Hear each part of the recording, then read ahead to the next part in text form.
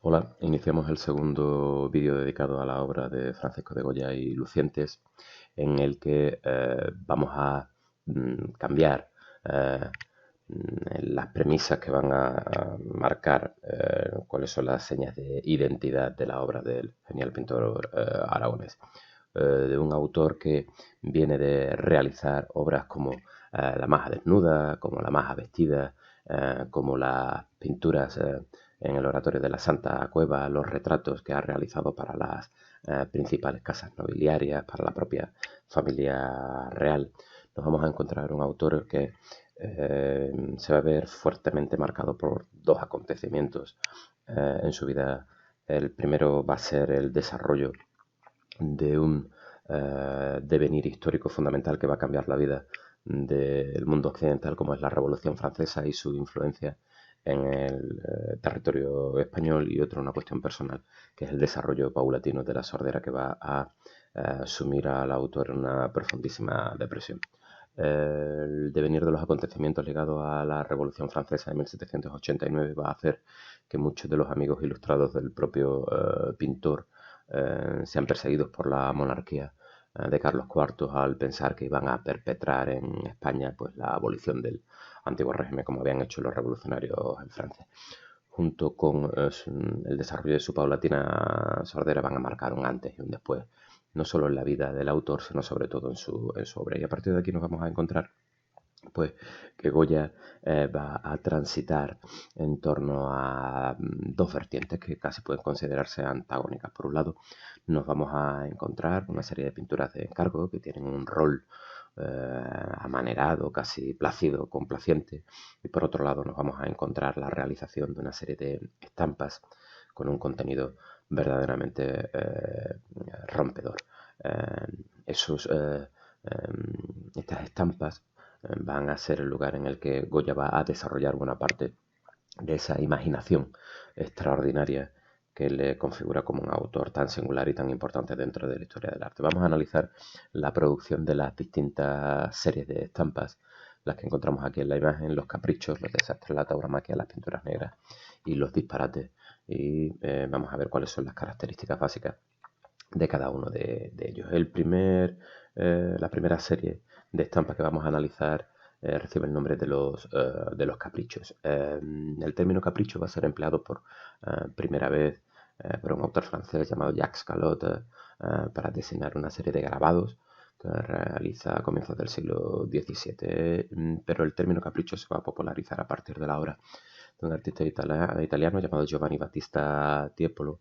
en una serie de contrafuertes publicado en el año 1743, y que sin lugar a dudas es una obra conocida por Goya. El elemento común, el elemento denominador de estos grabados es la fantasía que se despliega en las estampas, y en las que las figuras, en los ambientes, pues están directamente derivados de una imaginación extraordinariamente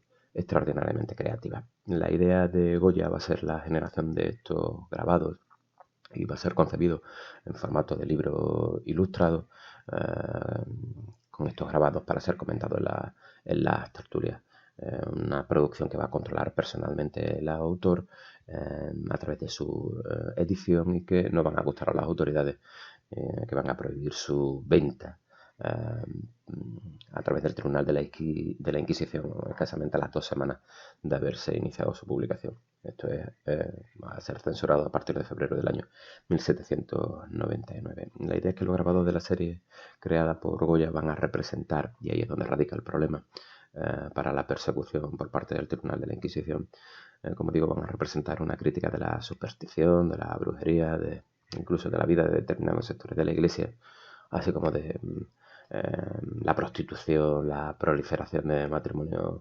desiguales, la educación de los niños, e incluso de la propia Inquisición, todo desde un punto de vista pues bastante iluminista. Es un trabajo fundamentado o centrado en la censura de los vicios, la censura de las debilidades humanas, y todo ello a través de un lenguaje muy sarcástico, muy ácido, y en ocasiones pues pleno de fantasía. Goya, previendo que posiblemente le generará problemas, en la mayor parte de los casos va a evitar las referencias personales, consciente del riesgo, como digo, que podría derivarse o que podría implicar, especialmente en su condición nada más y nada menos que como pintor de cámara del rey desde el año 1799, entre otras cosas. El pintor en muchas ocasiones se va a servir de seres monstruosos, de seres deformes, que provocan en cierta forma a la hilaridad, la risa y al mismo tiempo pues, invitan a una reflexión en muchas ocasiones amarga. Para una adecuada interpretación de las imágenes, en muchos casos, en esta serie de los caprichos, resulta pues indispensable los títulos de cada uno de los grabados, que son casi aforismos, siguiendo la estela de los de Baltasar Gracián. Son títulos breves, en ocasiones casi cortantes, que en muchos casos proporcionan una primera lectura y que en otro pues, va a necesitar una segunda interpretación en lo que se condensa la crítica de Goya sobre el fenómeno que está analizando. La idea es que captar el significado profundo de muchas de estas estampas no se hace difícil, y aunque hay textos propios de la época en lo que trata de desarrollarse cuál es la idea que se manifiesta en cada uno de ellos, no hay una interpretación cerrada, exacta, completa de cada uno de estas estampas de los caprichos. Una de las principales aportaciones que va a realizar el propio Goya es el trabajo con las planchas con agua fuerte, que posteriormente va a entonar con agua tinta y que por último perfeccionaba con retoques secos, con retoques en seco, perdón, con punta seca y buril. Es una técnica diferente de la que, por ejemplo, otros artistas grabadores como Rembrandt había utilizado, porque no realiza el dibujo directamente sobre la plancha del grabado, sino que además los bocetos van a ser muy cuidadosos, a veces tan extremadamente precisos que el propio autor se ve obligado a aligerarlos en algunos casos para simplificar el trabajo que se tiene que realizar sobre el cobre. Vamos a ver una selección de estos caprichos de manera breve para que se comprenda la intencionalidad del autor este que tenemos ahora mismo en imagen, este capricho número 25, y que lleva el título de Sí quebró el cántaro. Aparece en medio del grabado una mujer de rostro bastante tosco que está propinando una paliza con un zapato a un niño del que escasamente podemos ver el rostro, y en el que se ve evidentemente la expresión de dolor. Y el motivo de la paliza es que el niño ha roto este cántaro que aparece en primer plano y que está hecho añicos. Evidentemente lo que hay, lo que se representa en la estampa es la violencia generalizada que existía en la España del momento en la educación de los niños. Idea de que van a los ilustrados amargamente quejarse por el hecho de que para ellos la educación era el fundamento sobre el que construir la felicidad y el progreso de cualquier sociedad, y había que obviar, por supuesto, la educación violenta. No va a ser el único grabado, la única estampa en la que va a aparecer el concepto de la educación infantil. Hay otros que se llaman la letra con sangre entra, y en la que el pintor va a captar una escena en la que un niño es, en fin, reorientado a través de la violencia en una escuela. En la siguiente imagen nos encontramos con uno de los más famosos, de los que sí podría salir en el examen. Es este que lleva por título El sueño de la razón. Produce monstruos, y en el que aparece representado sobre un sillón que tiene ruedas un hombre, posiblemente el propio Goya, y que apoya sus brazos encima de un cubo, en el cual aparece este lema en la parte frontal que le da título a la estampa: El sueño de la razón produce monstruos. Y sobre este cubo reposan diversos objetos que aluden al trabajo del personaje: plumas, lápices, folios de papel. Y hacia él pues avanza desde el fondo varios animales. Además tienen todos una caracterización de animales nocturnos. Nos encontramos con murciélagos, nos encontramos con búhos, además búhos de diversos tamaños, y todo parece presagiar que algo malo va a ocurrir. Igualmente también trasladan inquietud pues el gato, el lince, ¿no?, que observa la escena, así como estos dos búhos que se apoyan no directamente sobre el cubo en el que está durmiendo el hombre. Es uno de los más complejos grabados de la serie y al mismo tiempo uno de los que más interpretaciones ha generado. La imagen posiblemente tenga un doble significado, ¿no? En primer lugar, Goya quiere subrayar la importancia de la razón, sin la cual afloran toda clase de sentimientos irracionales que pueden desembocar en la ignorancia, y por otro lado la razón es la que nos hace emerger de la oscuridad de nuestro propio subconsciente y de nuestro propio miedo. La última estampa que vamos a ver de esta serie de los caprichos es la que lleva por título Aquellos polvos trajeron estos lodos, y que va a ser una de las más controvertidas, entre otras cosas, por a quién va a representar. Aquí aparece un reo que está sentado sobre una tarima dispuesta en alto, viste un San Benito y una coroza en la cabeza, y está siendo sometido pues, a un acto singular de fe que se celebraba normalmente con un solo reo, y que esto solía ocurrir o bien dentro de una iglesia o en un espacio abierto, los famosos autos de fe que se realizan en las plazas mayores. Bueno, se levanta aquí enfrente al reo un púlpito, y desde que un inquisidor está leyendo pues posiblemente los cargos en este libro abierto, y alrededor del púlpito y del tablado pues la muchedumbre que es testigo del proceso, y solo escasamente somos capaces de reconocer a dos frailes que se encuentran en primer término, porque Goya lo que ha representado es de manera superficial e indefinida la masa. Aquí evidentemente Goya lo que está es criticando con dureza los autos de fe a los que se sometía a aquellos que eran acusados de haber realizado prácticas de brujería, cosa que para el pintor era incomprensible que se le pudiera dar credibilidad a la narraciones sobre brujería, y que además estas cuestiones fueron juzgadas por el Tribunal de la Inquisición en el caso de que no fueran por la justicia ordinaria. La idea es que va a entenderse en un sentido contrario. Aquí la Inquisición va a entender que el lema iba dirigido hacia el tribunal y no hacia el reo, con lo cual la obra va a ser denunciada y va a motivar, entre otras cosas, la censura de la publicación de estas estampas. La segunda serie en esta etapa de grabado va a tener una importancia decisiva, y va a ser un conjunto de 82 grabados que recogen episodios de la invasión napoleónica y de la guerra de independencia, y que llevan el título de Los desastres de la guerra, y que van a ser publicados no en vida del autor, sino posteriormente. De hecho, la primera edición no aparece hasta el año 1863. Solo se imprimieron 2 juegos completos de la vida de Goya, y el resto va a aparecer, a quedar inédito hasta bien entrado el siglo XIX. Y aquí lo que nos vamos a encontrar pues un conjunto de imágenes que lo que hacen es denunciar la violencia y la crueldad de los dos bandos, no solo del bando de los franceses, sino también del bando de los propios españoles. Y va a aparecer representada la violencia en sus diferentes formas. Evidentemente es una manifestación de la sinrazón, y ello nos encamina hacia la grandeza de la propia obra de Goya. Evidentemente van a ser los sucesos acontecidos durante la Guerra de Independencia entre 1808 y 1814 los que den lugar a que Goya haga esta reflexión enormemente crítica, pero la crítica la hace fundamentalmente sobre la guerra, sobre las causas, sobre sus brutales manifestaciones y consecuencias. No es una reflexión de parte.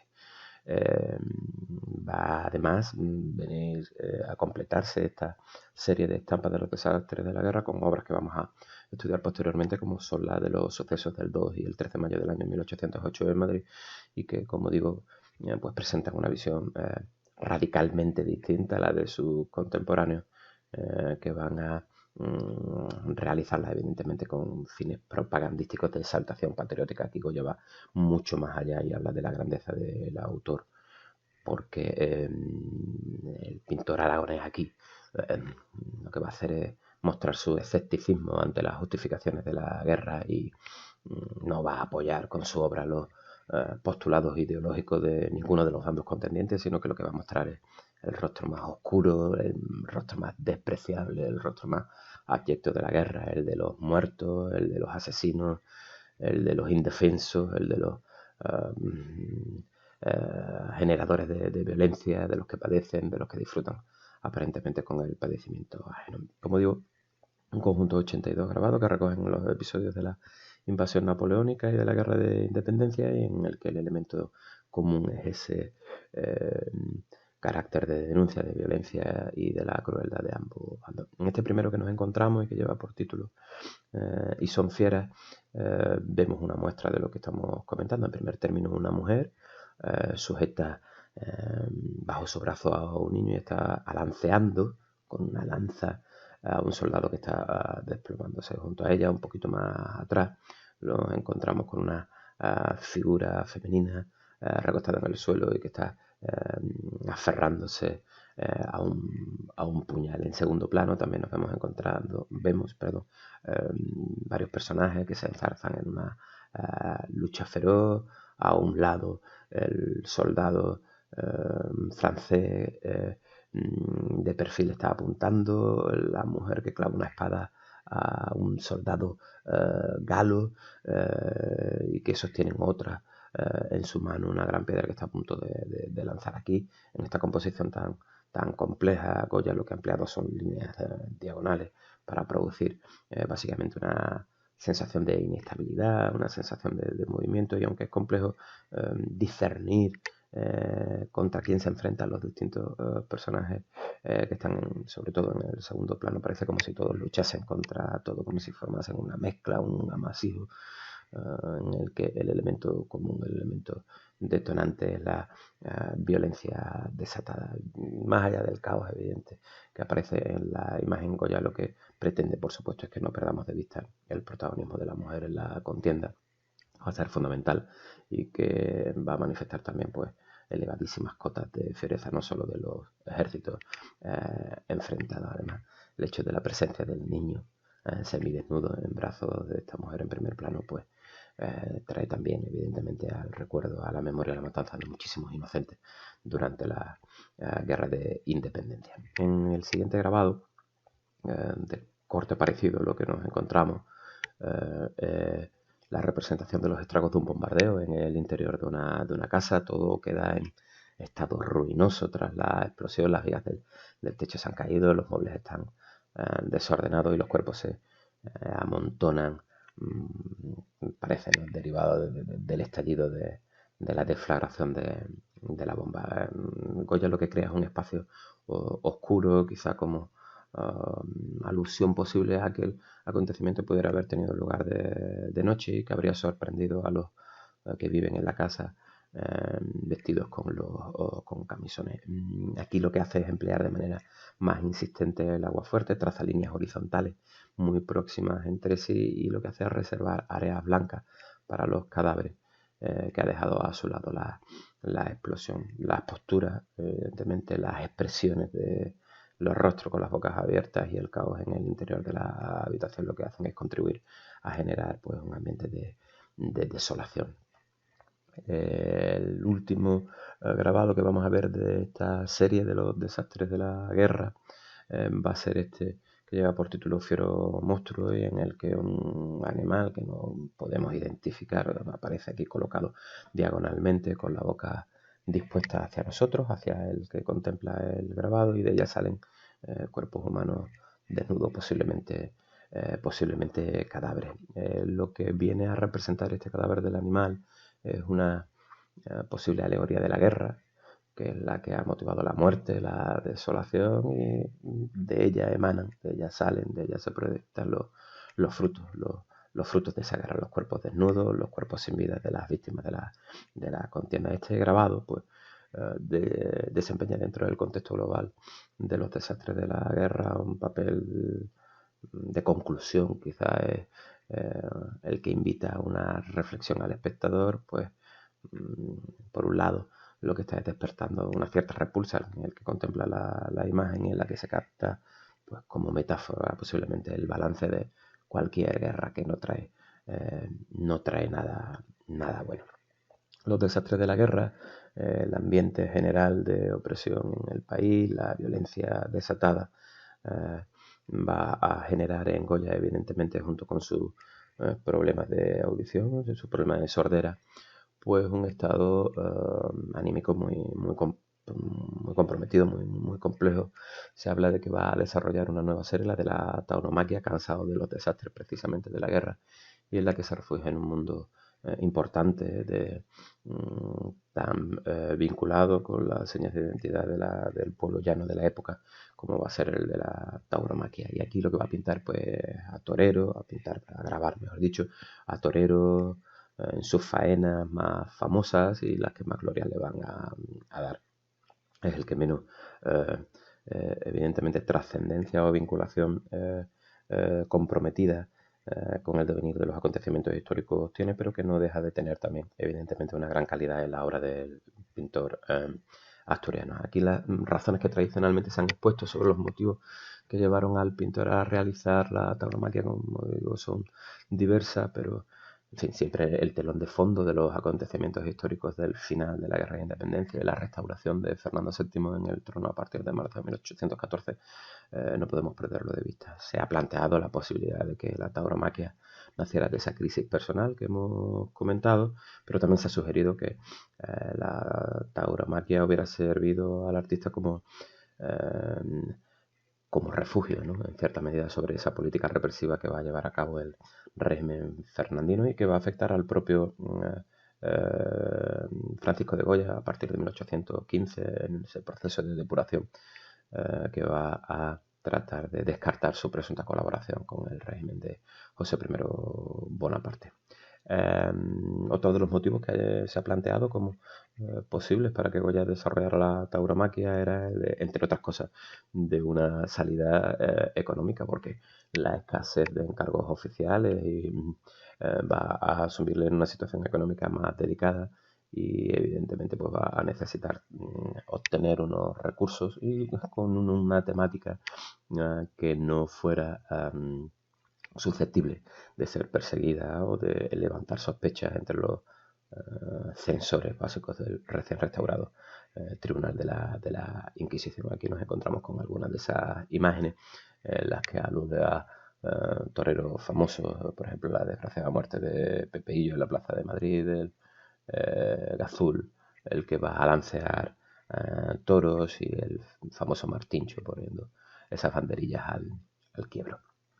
Nos vamos a encontrar posiblemente ahora con la serie más relevante y en la que Goya va a volcar gran parte de su imaginación, de su creatividad, como hemos dicho, una de sus señas de identidad, en la serie conocida como las pinturas negras. Goya va a recuperarse de una recaída de su enfermedad y en 1819 va a comprar una finca, una casa a la orilla del Manzanares, a la que va a ser conocida popularmente como la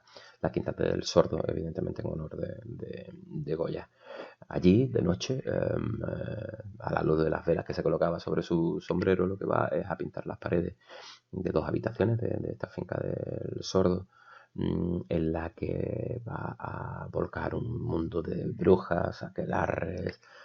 machos cabríos, un mundo extraordinariamente diferente de lo que hasta ahora hemos visto y que en cierta manera podemos conectar con una obra que vimos en el anterior vídeo, que era el de San Francisco de Borja y el moribundo impenitente, ese mundo monstruoso, ese mundo bestial. Lo que nos vamos a encontrar en la Quinta del Sordo, en estas pinturas negras, es un conjunto de 14 escenas y que han recibido el nombre de pinturas negras por el uso que va a hacer fundamentalmente de pigmentos oscuros y sobre todo por lo sombrío por el carácter sombrío de los temas. Es una serie de pinturas que se hace directamente sobre la pared seca, no al fresco, y que en estudios del Museo del Prado han encontrado pues que incluso va a utilizar pigmentos con óleo. El primero que nos encontramos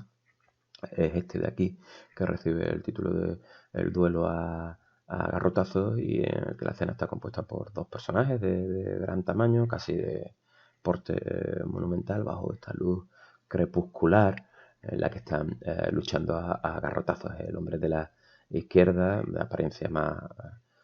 fuerte, tiene la cara, tiene el pecho manchado de sangre, y el que se enfrenta con él está con el brazo izquierdo levantado para protegerse del golpe que se avecina. La lectura más generalizada de esta obra pues alude al concepto de lucha fratricida, ¿no? Con alusiones casi a la mitología griega, y que no podemos dejar de entender también como una alusión al momento político de enfrentamiento que estaba viviendo España en esa época, en el enfrentamiento de la persecución de los liberales por parte del régimen absolutista reinstaurado por Fernando VII. La obra más importante de este proceso, y que también es susceptible de salir a examen, es la famosísima de Saturno devorando a un hijo, en el que Goya va a representar el tema mitológico de este dios del tiempo que devoraba a los hijos que iba teniendo con su esposa conforme iban naciendo. Este proceso se va a mantener hasta que se va a impedir que mate al último de ellos, a Zeus, que ya adulto va a acabar con su padre, logrando que vomite a sus hermanos. La pintura lo que hace es mostrarnos el terrible momento en el que está desgarrando y engullendo a uno de sus hijos devorado. El pintor lo que se va a centrar es en el aspecto más cruel, más truculento de Saturno, que además es el dios de la melancolía, pues lo que simboliza posiblemente es el estado de ánimo de Goya, claramente ya en una etapa de su vida de ancianidad, de enfermedad, en el que se va a encontrar en un estado anímico, pues, sino completamente deprimido, muy cercano a él. Se trata de una pintura simple, que casi raya la abstracción, ¿no? Y sobre todo lo que va a destacar es el expresionismo en el rostro del dios. Es una pintura que tiene muchos contrastes, porque el dios sobresale sobre ese espacio oscuro neutro, casi irreal, y sobre todo la sangre hace ese contraste sobre los negros y los grises, provocando ese efecto tan correcto. Es una pintura considerada casi expresionista, y que va a servir de inspiración a buena parte de los pintores que van a desarrollar este movimiento ya en el siglo XX. Otra obra de este porte, de las consideradas como las pinturas negras, se llama el aquelarre. Lo que representa es el aquelarre de bruja bajo la presencia del diablo en forma de macho cabrío que está presidiendo una ceremonia, acompañado de una especie de ayudante aquí a la derecha. Aquí aparece una mujer sentada esperando la iniciación, aparentemente, y sobre todo la masa está integrada por individuos con gestos y expresiones faciales muy deformadas, que lo que está haciendo es expresar el horror, el instinto animal que el macho cabrío está transmitiéndole en esta ceremonia de iniciación. Aquí lo que predomina, como en el resto de las pinturas, es el color negro, aunque sí hay cierto que hay ciertos matices de carnaciones, hay ocres, hay verdes, hay grises muy sucios en la vestimenta, y sobre todo lo que destaca, lo que impresiona es una pincelada muy violenta de trazos muy rápidos, en la que aparece sobre todo ese rol de expresionista casi de la escena. Nos queda la última serie en la realización por parte de Goya de estos grabados, y que recibe el nombre de los disparates o los proverbios, que son una serie que al parecer está incompleta, de 22 grabados al agua fuerte y agua tinta, y que va a realizar entre 1815 y 1816, posiblemente sea la fecha de inicio hasta 1824, pocas fechas antes de abandonar definitivamente España. Y es posiblemente la serie con las estampas de interpretación más difícil, no siendo fáciles las anteriores, porque aquí lo que abunda son visiones del mundo de los sueños, esas visiones oníricas, con una presencia de violencia, de sexo, la ridiculización, entre otras cosas, también de las instituciones relacionadas con el antiguo régimen, y en general es una crítica al poder establecido, a la sinrazón en muchas ocasiones del poder establecido. Y también además aparece pues un conjunto de estampas con un mundo muy imaginativo, muy creativo, muy singular, pues relacionado con la noche, el carnaval, con lo grotesco, y que constituyen casi un enigma, no solo una a una, sino el conjunto de la serie verdaderamente de una interpretación difícil Posiblemente el más famoso de esta serie sea el que aparece ahora en la pantalla y que se llama Modo de volar, en el que aparece el vuelo como una metáfora de la inestabilidad, de la irracionalidad humana, de la falta de constancia, ¿no? De la inconsistencia de la fortuna, y que es un tema recurrente en muchas de las obras de Goya, desde los primeros dibujos, ¿no? Relacionados con los caprichos hasta las últimas series que va a desarrollar ya en su exilio de Burdeos. Y posiblemente lo que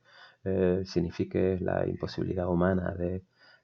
materializar los sueños que tiene, y donde el pintor pues incide especialmente en lo grotesco, porque no podemos olvidar que volar, además de un sueño, es una metáfora de la innovación política, de la innovación filosófica, a la que la parte más conservadora de la sociedad del momento pues se mostraba totalmente contraria. Quizás no está haciendo Goya una crítica de algo que sea imposible, como es el vuelo del ser humano, sino que esté más vinculado con el deseo de libertad que expresa el propio vuelo. De este corte también tan enigmático, tan difícil de interpretar, aparece este disparate como es el caballo raptor. Llegamos ya a la etapa final de la vida de Goya, en el que va a tener especial importancia la realización de dos obras vinculadas con la actuación de los franceses en el inicio de la Guerra de Independencia en el año 1808, como van a ser los sucesos vinculados a los acontecimientos de Madrid el 2 de mayo, el levantamiento del pueblo de Madrid y la carga de los mamelucos, y los fusilamientos del 3 de mayo, la brutal represión de las tropas francesas de ese levantamiento popular. Aquí lo que nos encontramos es que estas obras, aunque habitualmente se han relacionado como encargos para celebrar la vuelta, el retorno de Fernando VII a Madrid a partir de mayo de 1814, tras el fin de la Guerra de Independencia, ha habido estudios que demuestran que el encargo de estas obras va a partir de una premisa diferente, y es incluso un escrito del propio Goya, con fecha concreta, del 24 de febrero de 1814, al Consejo de Regencia del Reino, en la que exponía pues sus deseos ardientes de perpetuar por medio del pincel pues las heroicas acciones o escenas de la insurrección contra el tirano de Europa. Evidentemente Goya lo que está buscando es tratar de asegurarse que su vinculación con el régimen napoleónico durante la ocupación no le sea tenido en cuenta, y trata evidentemente de salvaguardar su integridad. En la primera obra, que se conoce como La carga de los mamelucos, la composición se va a centrar en el cuerpo de este mameluco muerto que aparece en el centro de la escena, que está desangrándose sobre este caballo blanco que le lleva, mientras que aquí aparece este español que le está casi enajenado en el rostro, sigue apuñalándolo. El rojo de los pantalones del soldado, no olvidemos de procedencia egipcia, pues va a contrastar con el blanco de la montura, en la que volvemos a encontrar otro punto del mismo color, por el hecho de que está clavándole este otro personaje, haciéndole cortar la sangre. Viste el mismo atuendo, además, que un fusilado que veremos a continuación en el cuadro del 3 de mayo, y que evidentemente lo que está produciendo es una vinculación entre la escena que acaece en la carga de las mamelucos con el de los fusilamientos del 3 de mayo. La línea de los jinetes franceses es la que se recorta al fondo de la obra. Están atrapados con los españoles que le están cerrando el paso por la derecha, por detrás, y en el suelo aparecen muertos los cuerpos de algunos soldados, tanto franceses como algunos de los paisanos de Madrid. Goya representa los cuerpos, los 4 cuerpos del ejército francés. Aparecen representados los mamelucos, los dragones, los marineros de línea, los granaderos de la Guardia Imperial, y están enfrentados a algunos tipos regionales, ¿no? Españoles. No solo aparece el atuendo típico de los madrileños. Aparece, por ejemplo, representado un valenciano que salta sobre el cuello del del mameluco y aparece pues representado, ¿no? Con calzones, con fajín, montando este caballo que está siendo asaltando, mejor dicho, el personaje que está sobre este caballo. Nos vamos a encontrar que, en contra de lo que pueda pensarse, la recepción de estas obras no fue demasiado grata para las nuevas autoridades absolutistas por un hecho que va más allá de lo que la historia del arte puede explicar. El hecho es que Goya no pinta las hazañas contra el tirano de Europa. Lo que está representando es el ataque del pueblo a los franceses y sobre todo la aterradora y la sanguinaria represión de estos. El protagonismo del pueblo va a tener ciertas connotaciones liberales de cara al nuevo monarca, y evidentemente eso no resulta de buen grado para Fernando VII, ¿no? Posiblemente estos fueron los motivos que llevaron a que los cuadros fueran escasamente valorados económicamente incluso, y que se relegaran a los depósitos del Museo del Prado durante muchísimos años. Pero la grandeza de Goya es que no tiene nada que ver con la pintura de las grandes batallas épicas de estilo neoclasicista. Pues lo que reflejan no es la victoria de uno sobre otro, sino que lo que está representando va mucho más allá. Es el desastre de una guerra que puede tener pues una traslación, un alcance casi universal. Goya una vez más se erige, se muestra como un referente mundial con su modo de ver la realidad, con su modo de transmitirla. La siguiente escena, que es casi más famosa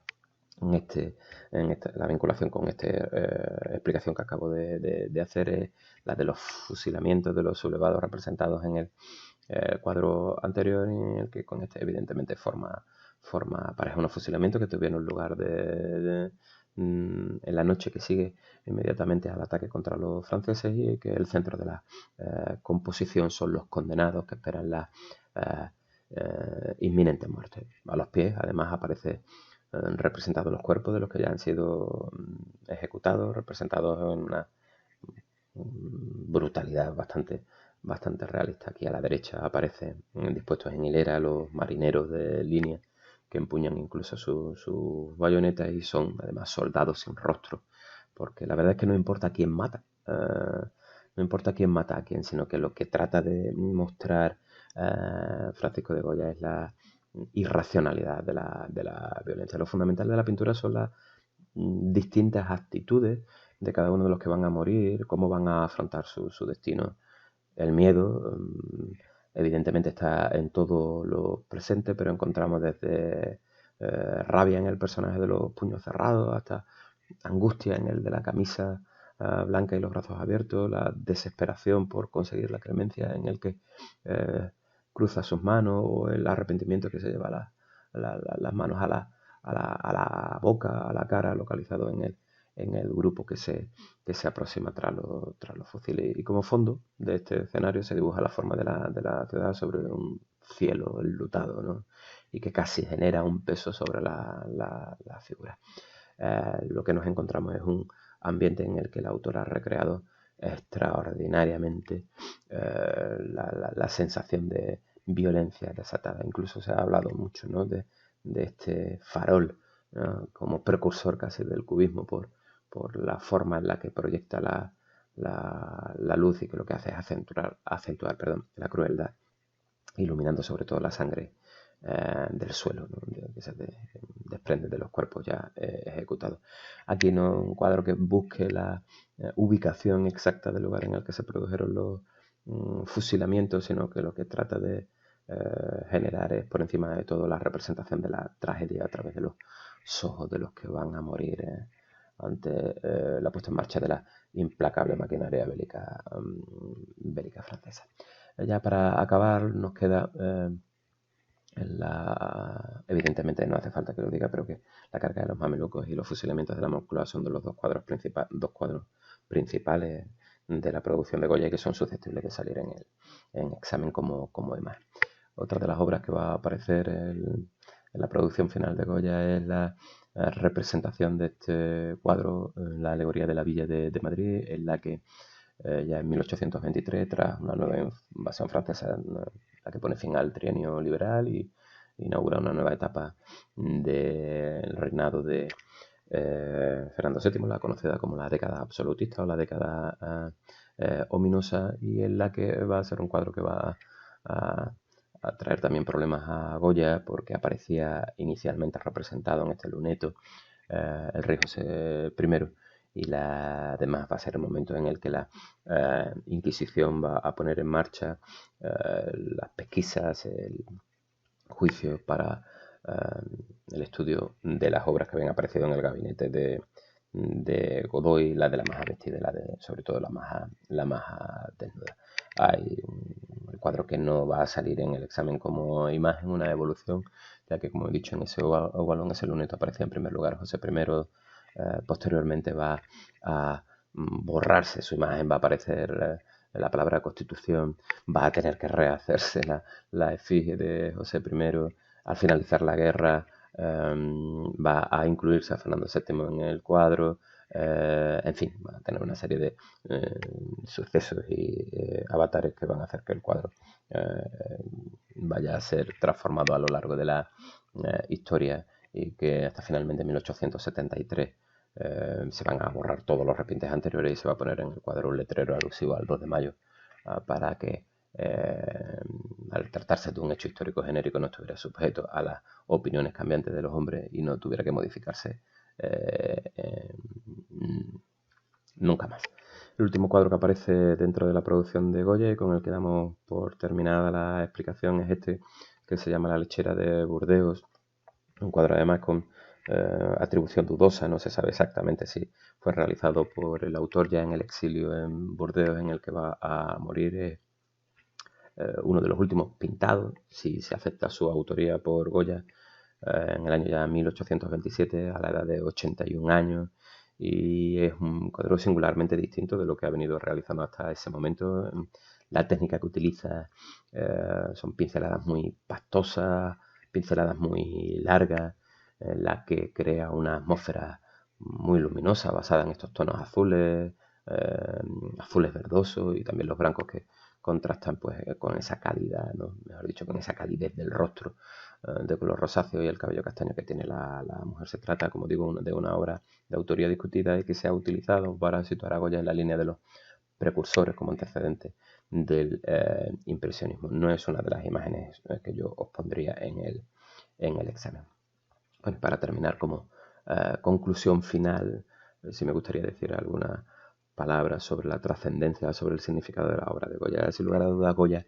va a vivir una etapa muy compleja en la historia de España, ese dificilísimo tránsito del antiguo régimen al sistema liberal, y la obra, en la que evidentemente nosotros nos centramos, por supuesto, en sus indudables valores artísticos, también es un reflejo y es síntesis casi de la época en la que se desarrolla. Es un excepcional documento para entender la evolución histórica de ese periodo. Goya observa, Goya refleja, Goya critica, ¿no? Los vaivenes históricos en su cuadro, y además manifiesta pues su contacto con las diversas capas sociales que él va a trasladar a los lienzos. No podemos olvidar que se ha codeado con la aristocracia y que además amigo cercano a la duquesa de Osuna, a la duquesa de Alba, que también se va a relacionar con las clases modestas y que va a representar al pueblo en sus escenas populares, las fiestas, sus ocupaciones, sin dejar de criticar también su incultura, su egoísmo, sus supersticiones. Va a ser un personaje ligado al movimiento ilustrado, amigo personal de Jovellanos, comparte prácticamente casi todas sus ideas. También va a estar en contacto con la corte de José I Bonaparte y se ha conjeturado sobre su posible afinidad ideológica con los franceses. Va a tener contacto con la corona, evidentemente, porque es el pintor de cámara. Todo ello hace que la obra de Goya pues trascienda del aspecto artístico y haga que se convierta en, por su capacidad de mostrar esta heterogeneidad de ambiente y esta heterogeneidad de clases sociales representada, pues haga que se convierta en uno de los más grandes pintores españoles de toda la historia universal del arte.